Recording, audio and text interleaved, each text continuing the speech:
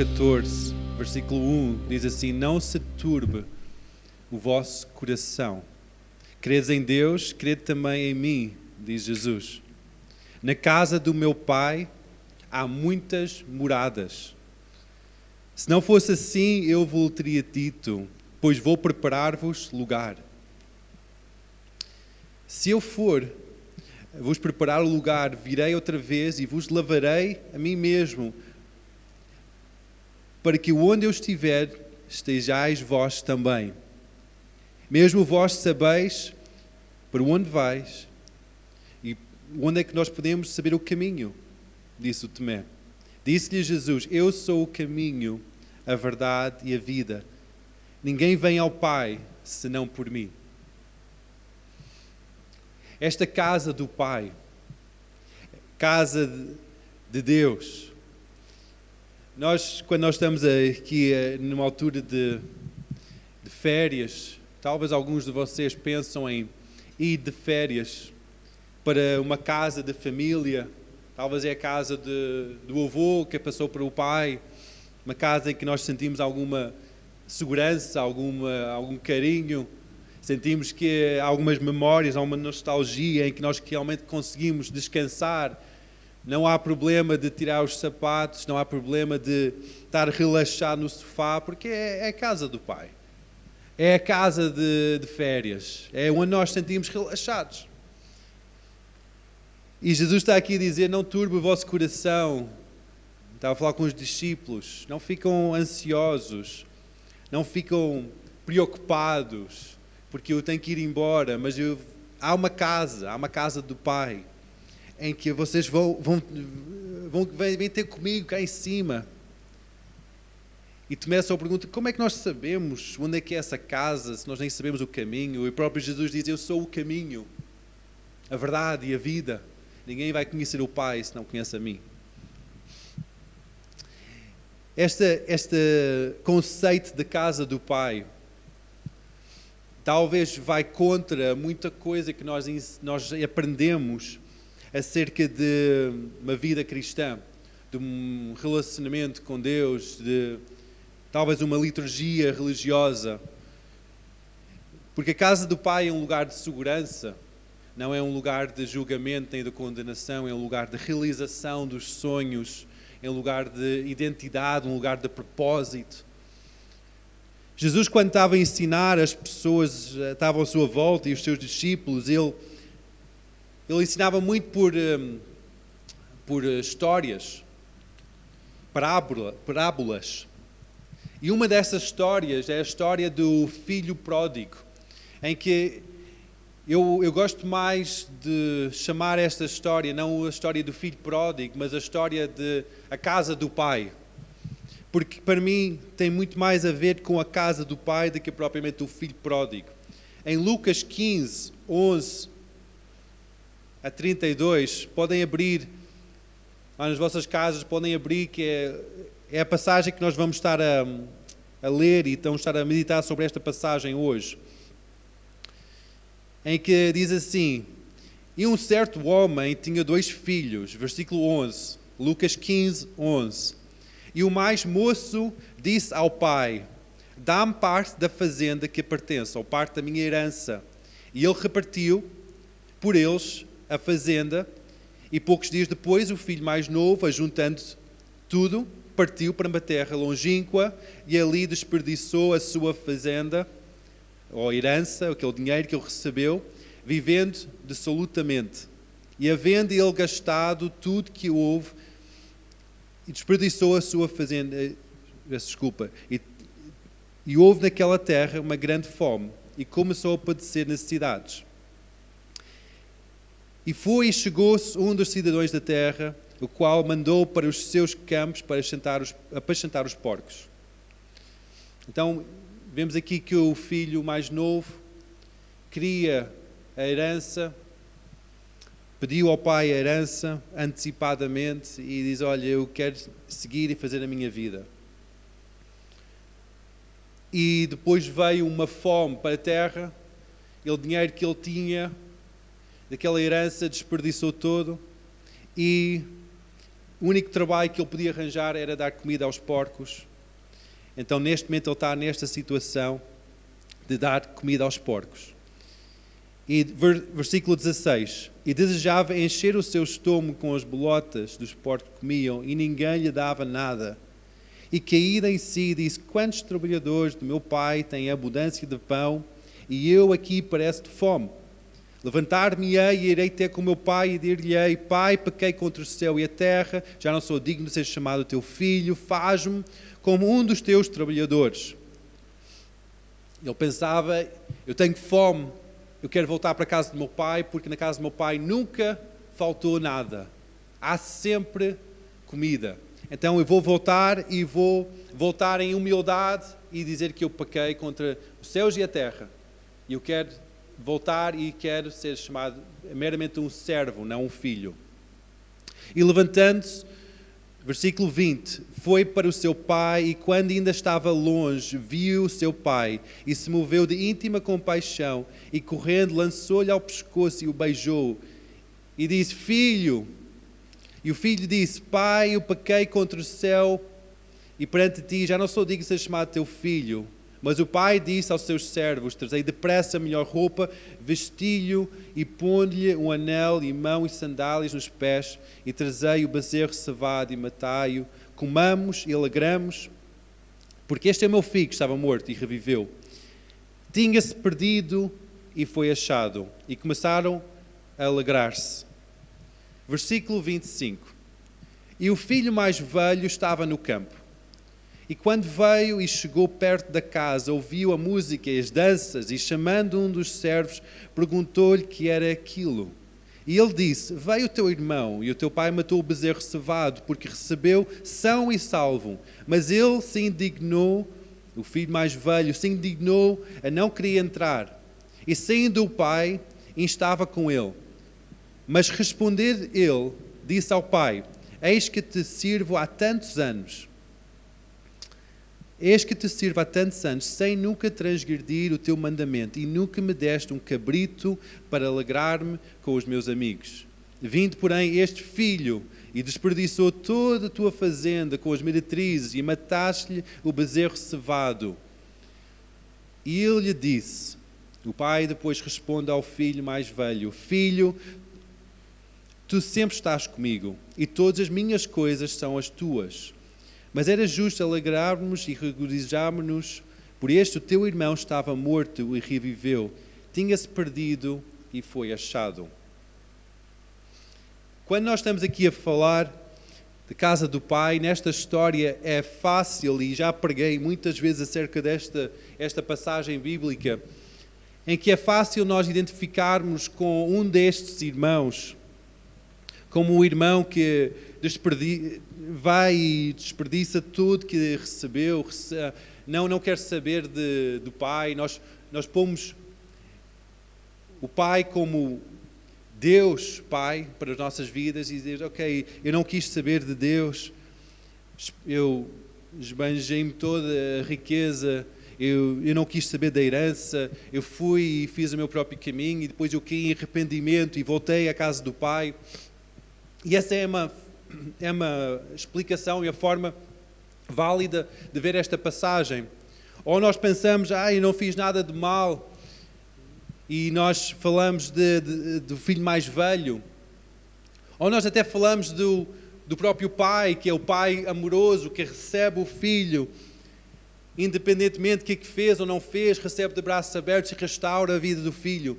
São todas formas de explicar esta passagem. São todas formas corretas de explicar esta passagem.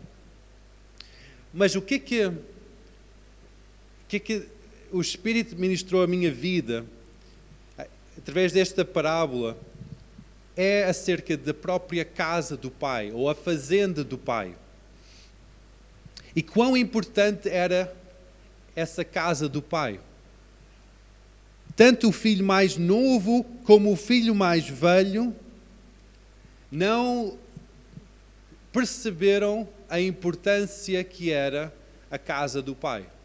Não perceberam quão importante era esse lugar de estar na fazenda do Pai. pensavam que era um lugar que não dava muita realização. Era um lugar que era familiar, ou é um lugar que talvez lá fora da quinta havia mais realização, mais prazer, mais alegria. Por isso que o filho mais novo queria sair da quinta. O filho mais velho, por talvez medo de o pai ficar sozinho, ficou na quinta. Não fez nada de mal. Ficou na quinta. Mas os dois filhos não perceberam a importância que era estar na casa do pai. Os dois filhos não perceberam qual era o seu papel na casa do pai. Os dois filhos. Primeiro vamos falar acerca da importância de Deus como o Pai. Deus soberano como o Pai. Muitas vezes nós podemos distanciar-nos de Deus e pensar que Deus não tem nada a ver com a figura paternal que eu tenho em casa, ou que eu cresci com esse homem, ou que não cresci com esse homem porque ele era distante. Talvez nós dizemos, como é que é um pai, como é que o Deus bom pode se identificar como um pai? Deus Todo-Poderoso, ele tem algumas características que evidencia a sua perfeição de ser um pai perfeito. E a primeira característica é a sua omnipotência, que ele é omnipotente, todo-poderoso. Não há limite para o seu poder. Ele é omnisciente, ele sabe todas as coisas antes delas acontecerem. Ele sabe o passado, o presente e o futuro, e o possível futuro. Ele sabe todas as nuances da história. Ele é omnisciente. Os nossos pais não são omniscientes. Outra característica de Deus que torna-se como o Pai perfeito, ele é omnipresente. Ele está sempre presente. Está presente quando nós pensamos que ele não está presente. Ele está presente quando nós esquecemos que ele podia estar presente. Ele está sempre presente. Ele é o início e o fim, o alfa e o ômega. É tudo em todos. Tudo em todo lugar. Ele é o Todo-Poderoso Deus. Qual é que é essa importância de Deus ser o nosso Pai? Muitas vezes nós conseguimos identificar que Jesus é o Filho de Deus, então Deus Pai é o Pai de Jesus. Mas como é que é Deus Pai é o nosso Pai? À medida em que nós reconhecemos o seu senhorio sobre as nossas vidas, Ele chama-nos de filhos, co-herdeiros com Cristo, iguais a Cristo, do mesmo patamar de ser filho com Cristo. Não é um filho em segundo grau, mas é um filho igual.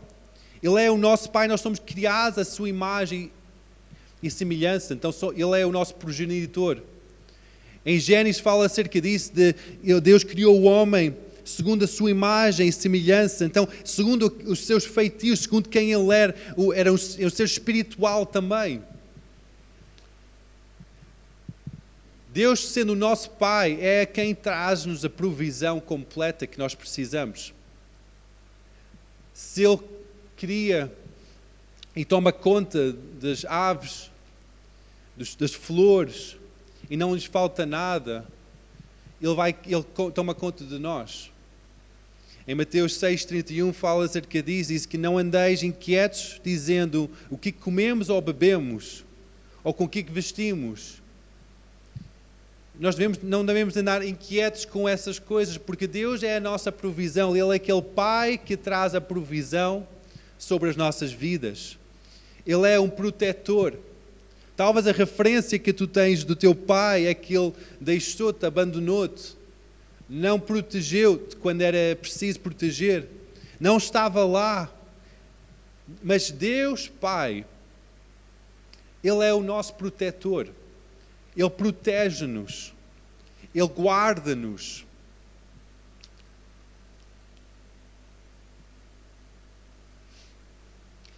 Qual é que é essa importância que um pai tem nas nossas vidas? Quando nós crescemos, muitas vezes o que acontece é que nós queremos essa independência de ser um homem ou uma mulher adulta e facilmente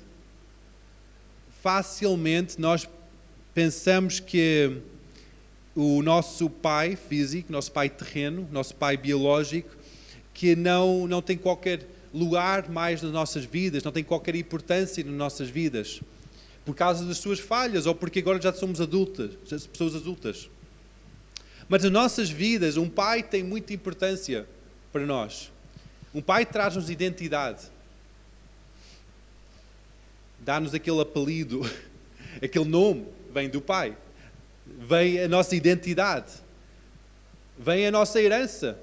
Aqui na Terra, às vezes, vem uma herança, pode ser uma herança negativa. Pode ser dívidas que vêm do nosso pai. Pode ser heranças de como é que nós somos, os nossos feitios. Eu sei que muitas pessoas aparentam muito dos seus pais, a forma de andar, a forma de falar, a forma de agir, as suas aparências. A nossa identidade, a nossa herança, quem nós somos, vem dos nossos pais, do nosso pai. Quando nós pensamos em Deus Pai, e que nós somos criados à sua imagem e semelhança, a nossa identidade vem dele também. Em primeiro lugar, vem da sua presença. A nossa herança vem da sua presença.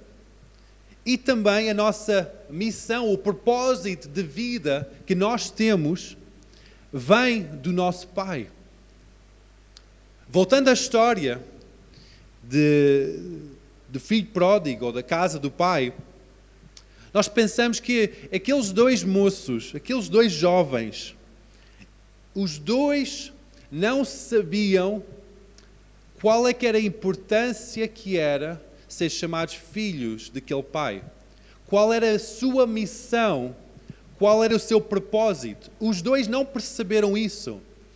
Então, para nós percebermos qual é que é o nosso propósito, qual é que é a nossa missão, qual é a importância de nós sermos chamados filhos de Deus, nós temos que voltar ao início da história.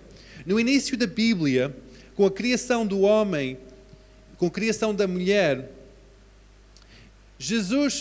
foi Deus Pai, ou o triune Deus, fala para o homem. Em Gênesis 1:28, logo no início, depois de criar toda a terra, todos os céus, os animais, Ele cria o homem, cria a mulher, e diz que, em versículo 28, Gênesis 1:28, e Deus os abençoou, a humanidade, homem e mulher, e Deus lhes disse: frutificai, multiplicai-vos e enchei a terra e sujeitai-a. Essas são 4 áreas do propósito divino sobre as nossas vidas.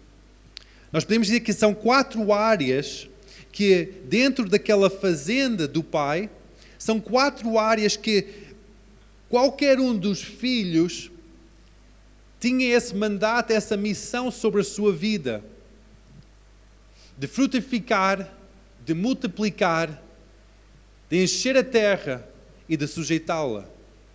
Essas 4 áreas, essa grande comissão, estava sobre cada um dos filhos do pai, dentro da fazenda do pai. Essa missão estava sobre Adão e Eva. Então, o que é isto de frutificar? Frutificar é ser produtivo. É encontrar aquela criatividade divina de Deus, aquela lei divina de Deus, e dizer: Deus, eu quero ser produtivo. Eu quero que uses este talento que está nas minhas mãos para produzir qualquer coisa. Numa quinta, essa produção vem de cultivo ou dos animais que tem na quinta. Mas hoje em dia nós não temos essas quintas, essas fazendas, mas eu sei que sobre cada um de nós, sobre mim, sobre a tua vida, há esse talento, essa capacitação que tu tens. Talvez é um talento de escrever mensagens, talvez é um talento de falar bem, talvez é um talento de pintar quadros, talvez é um talento de fazer música, talvez é um talento de organizar e gerir as coisas.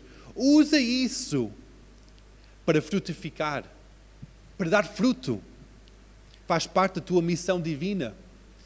Faz parte de quem tu és na casa do Pai. E depois está a dizer, multiplicai-vos. Multiplicai-vos. A forma básica de multiplicar é ter filhos. É num casal terem filhos. É a forma básica. Mas também pode ser multiplicar o que Deus tem posto na tua vida. Deus tem-te dado a salvação. Deus tem-te dado aquela vida eterna. Tem-te feito uma nova criatura. E essas boas novas, tu podes multiplicar isso na vida de outras pessoas. Quando os discípulos estavam prestes a ver Jesus ascender para os céus, ele disse para os seus discípulos, ide e fazer discípulos de todas as nações. Ide e fazer discípulos das nações. Então ele queria que houvesse uma multiplicação daquele discipulado que ele fez naqueles 12 homens, para eles próprios depois discipularem as outras pessoas à sua volta. É a mesma comissão que ele deu sobre Adão, mesma comissão que deu sobre os discípulos. A missão não mudou. Os tempos mudaram, mas a missão não mudou. A missão para a tua vida é para frutificar-te. A missão para a tua vida é multiplicar-te. É partilhar o amor de Deus com as pessoas à tua volta. Mas eu estou preso em casa, pastor. Eu não posso sair de casa. E quando eu saio tenho que estar com máscara. Mas eu acredito que tu podes agarrar ao telefone, podes mandar mensagens, podes transmitir o amor de Deus com as pessoas à tua volta. Com as pessoas que estão à tua volta. Usa o tempo que tu tens de uma forma sábia. E depois diz assim, enchei a terra. Encher a terra é espalhar o conhecimento da glória de Deus para todo lugar. Nós somos transformados pelo poder do Santo Espírito. E nós sentimos esse toque quando nós estamos aqui em adoração. Sentimos essa presença do Espírito Santo no nosso meio. O que nós temos que fazer é encher cada lugar com a manifestação da pessoa do Espírito Santo.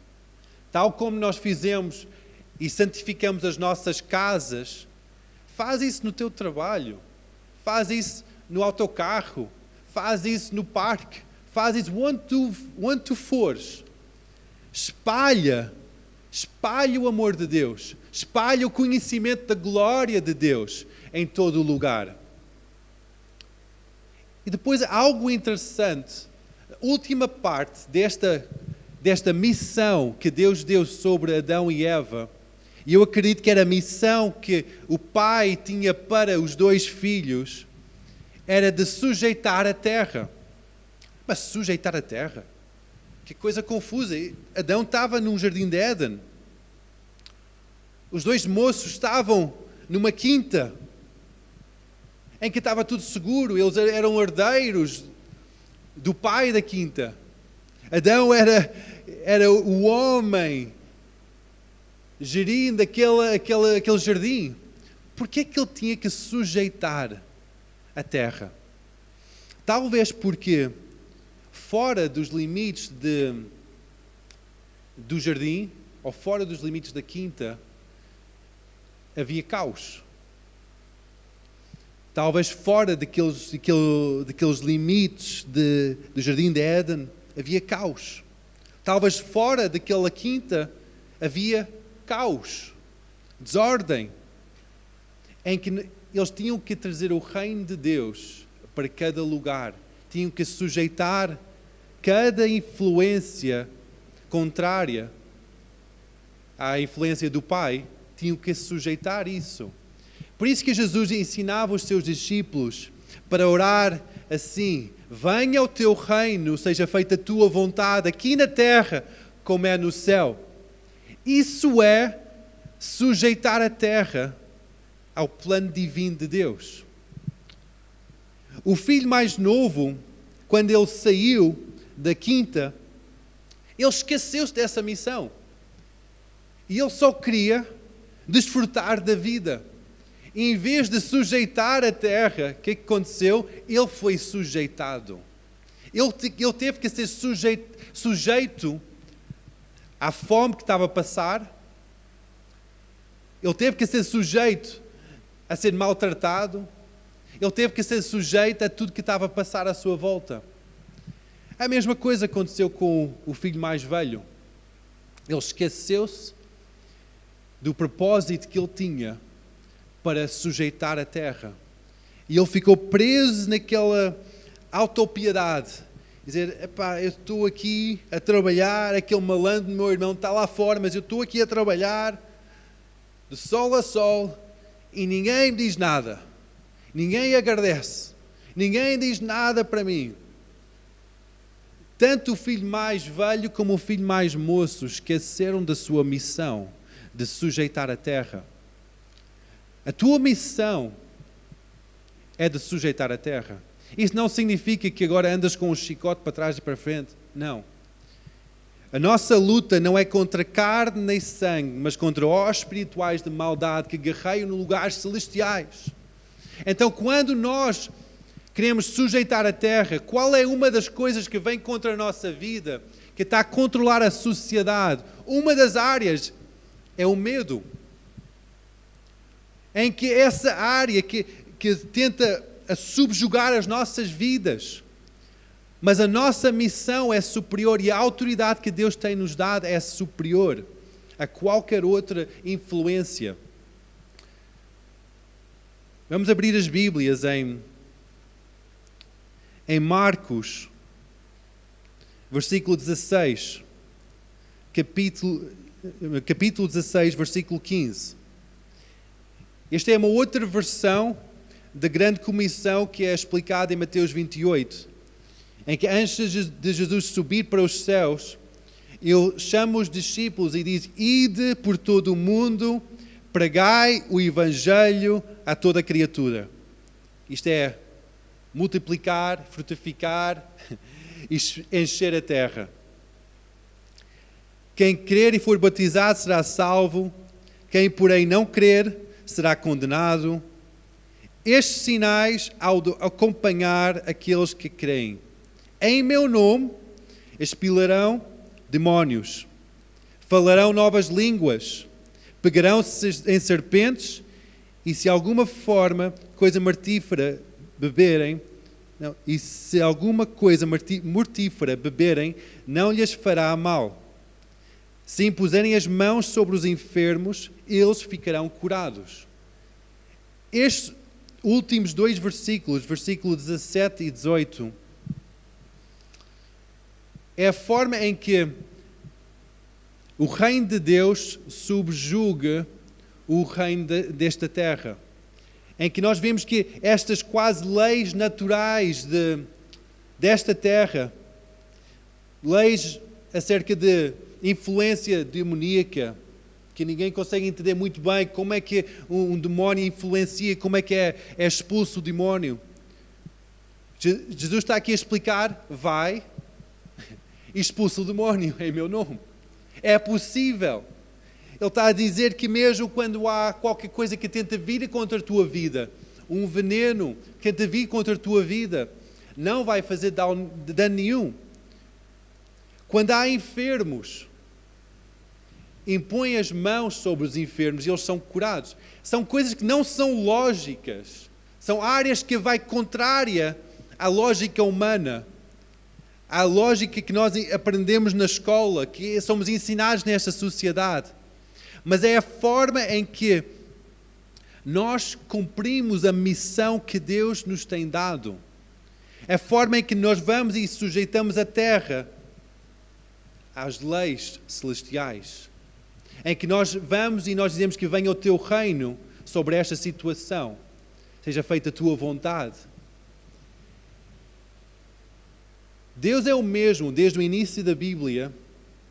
Ao longo de todas estas páginas da sua palavra, Ele é o mesmo, Ele não mudou. A missão que Ele tem sobre homens e mulheres, a missão que Ele tem sobre a humanidade, de sermos os seus filhos e chegarmos à casa do Pai para sermos restaurados. Essa mensagem que é dita vez após vez de chegar à presença de Deus, não é somente para autorrealização, mas é para cumprir o propósito que nós temos como homens e mulheres, filhos e filhas de Deus. É para ir e fazer discípulos, para multiplicar, para encher a terra com a glória do Senhor e para sujeitar tudo ao reino de Deus. Tantas vezes o nosso inimigo vem contra as nossas vidas com mentiras, tais como: esta doença é crónica, esta doença não tem cura, este vírus vai-te apanhar. O teu pai foi um homem que estava sujeito a estas doenças, tu também vais ser assim. A tua família viveu sempre em pobreza, nunca vais ser nada na vida. Estas mentiras que nós acreditamos como verdades vêm contra a nossa vida, tal como o serpente no jardim de Éden veio sorrateiramente para enganar a humanidade. É a mesma coisa que acontece hoje em dia. O inimigo das nossas almas vem para matar a nossa vida, roubar a nossa vida e destruir-nos completamente. Ele não quer que nós subjugamos a terra. Ele não quer que nós enchemos a terra com a glória do Senhor. Mas essa é a missão que nós temos. Esse é o propósito mais puro do nosso coração, da forma que nós fomos criados a ser. Essa é a forma que nós sentimos realizados. É quando nós estamos nesta segurança da casa do nosso Pai. Em que, naquele lugar de segurança, nós recebemos propósito, visão, restauração.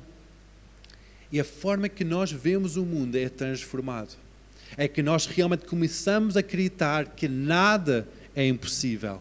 Nada é impossível. Pela graça de Deus, esta última semana, nós vimos Deus a levantar de uma forma talvez em alguns momentos devagar, mas de uma forma constante. Vemos Deus a restaurar a vida do nosso querido amigo Fábio. Mas eu acredito que Deus toca não somente, e está a tocar não somente a vida do corpo do Fábio, a levantá-lo e restaurar cada célula danificada, a fazer um milagre da vida no seu corpo. Mas eu acredito que Deus quer fazer isso em cada vida que está oprimido com doença. Eu acredito que cada pessoa que está a ser oprimida, subjugada com a mentira de doença, eu acredito que Deus quer curar. Porque foi a comissão que Ele deu. Vai, se alguém está enfermo, impõe as mãos e ele será curado. Não temos que pedir essa cura, mas só temos que declarar essa cura. Sujeitar essa doença à manifestação da presença do Espírito Santo. Tal como nós fizemos isso nas nossas casas, é trazer o Espírito Santo para dentro das nossas casas, abrir as portas, convidá-lo para entrar. Tal como fazemos isso no nosso coração, é convidar Deus para entrar na nossa realidade, na nossa vida e salvar-nos. A realidade de doença, Deus também quer entrar e quer trazer isso debaixo dos seus pés. Ele quer subjugar essa área também. Se estás a passar por dificuldades financeiras, isso não é impossível para Deus. Talvez foram más escolhas que tu fizeste, talvez foram situações que não tiveste muito controle ou muita sabedoria para gerir da forma melhor, mas neste momento estás numa situação muito difícil financeiramente. Não há impossíveis para Deus. Não há impossíveis para Deus. Traz essa área a Deus, para que Ele se manifeste o seu poder, para que esse problema, esse medo de dívida, de opressão, fique submissa a Ele. E Deus abençoou e diz: frutificai, multiplicai-vos e enchei a terra e sujeitei-a. Ao terminar, eu quero dar a oportunidade para entregares a tua vida para Deus. Talvez ao longo desta reunião sentiste o poder do Espírito a tocar na tua vida, mas nunca tiveste essa oportunidade de dizer: Deus, enche-me com o teu amor. Eu entrego o meu coração para ti. Perdoa os meus pecados. Então hoje vamos orar e vou guiar nesta oração. E repete comigo: Senhor Jesus, obrigado porque Tu és o caminho, a verdade e a vida. E obrigado porque Tu deste a Tua vida para que eu possa ter vida. Obrigado, Pai, porque Tu amas-me. Deus Pai, Tu amas-me. Por favor, perdoa os meus pecados. Entra na minha vida e Santo Espírito, aviva-me com Teu poder. Eu reconheço que Tu és o Senhor da minha vida, pois salva-me com o Teu amor. Este é o primeiro dia de uma longa caminhada com o Senhor. Uma caminhada de vida abundante. Vida abundante é uma vida cheia de alegria, de paz, de amor e de esperança. Esta é a caminhada da fé.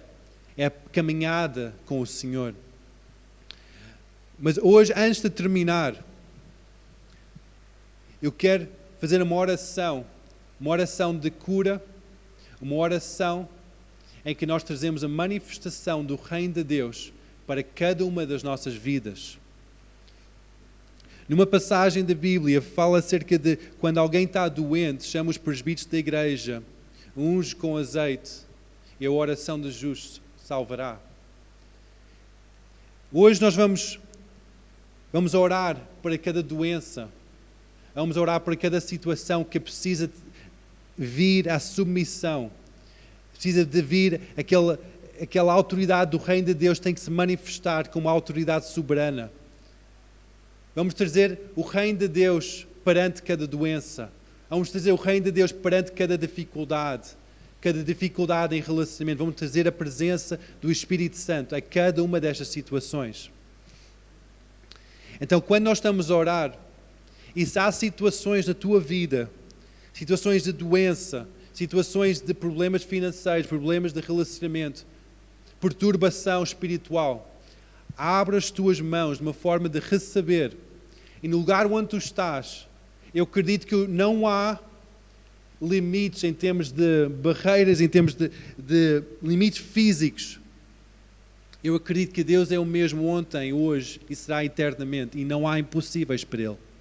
E eu acredito que quando nós oramos, que o Espírito Santo vai nesta hora tocar na tua vida, vai curar a enfermidade que está a atacar a tua vida, está a subjugar-te. Ele vai libertar-te de toda a opressão espiritual. Ele vai libertar-te de dívida e de problema emocional. Ele vai restaurar relacionamentos. Então vamos orar, igreja.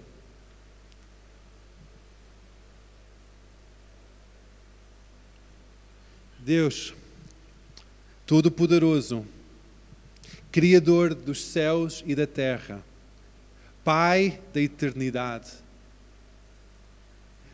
nós chegamos ao Teu trono de graça hoje com ousadia, como filhos amados, perdoados, restaurados e cheios da autoridade que vem de Jesus. E nós declaramos em nome de Jesus, sobre cada doença, sobre cada enfermidade, que seja crónica ou seja esporádica, que seja de agora ou que já vem durante muitos anos, nós declaramos em nome de Jesus, espírito de doença, larga cada vida. Em nome de Jesus nós declaramos cura e restauração. Cada célula que está em revolta vem à submissão ao Reino de Deus nesta hora. E que o poder criador de Deus venha e traga vida abundante sobre cada célula danificada nesta hora. Recria aquelas células danificadas, Santo Espírito. Obrigado, Deus, porque Tu estás a operar cura nesta hora. Obrigado, Jesus, porque tu levaste sobre ti próprio cada enfermidade e trouxeste vida. E hoje nós declaramos um cancelamento de cada maldição, cancelamento de dívidas, cancelamento da opressão diabólica. Em nome de Jesus, cada opressão diabólica, nós dizemos que não tens mais autoridade para manifestar o teu poder, trazendo medo, trazendo ansiedade, trazendo estresse, trazendo o espírito de morte e suicídio. Tens que largar em nome de Jesus. Nós declaramos a manifestação do poder de Deus sobre os relacionamentos entre famílias, entre cônjuges, entre filhos, entre colegas. Declaramos o amor de Deus, declaramos perdão, declaramos reconciliação nesta hora. Não há impossíveis para ti, Deus. Não há impossíveis para ti. Por isso que nesta hora nós declaramos a vida abundante que se encontra no reino de Deus. Venha o teu reino, Deus. Seja feita a tua vontade aqui na terra, como é no céu. Em nome de Jesus. Muito obrigado, Deus, por teu grande amor. Obrigado porque na casa do Pai há unção e há poder. Obrigado porque na casa do Pai há manifestação plena do Espírito. Na casa do Pai nós sentimos realizados, sentimos cheios de força e avivados.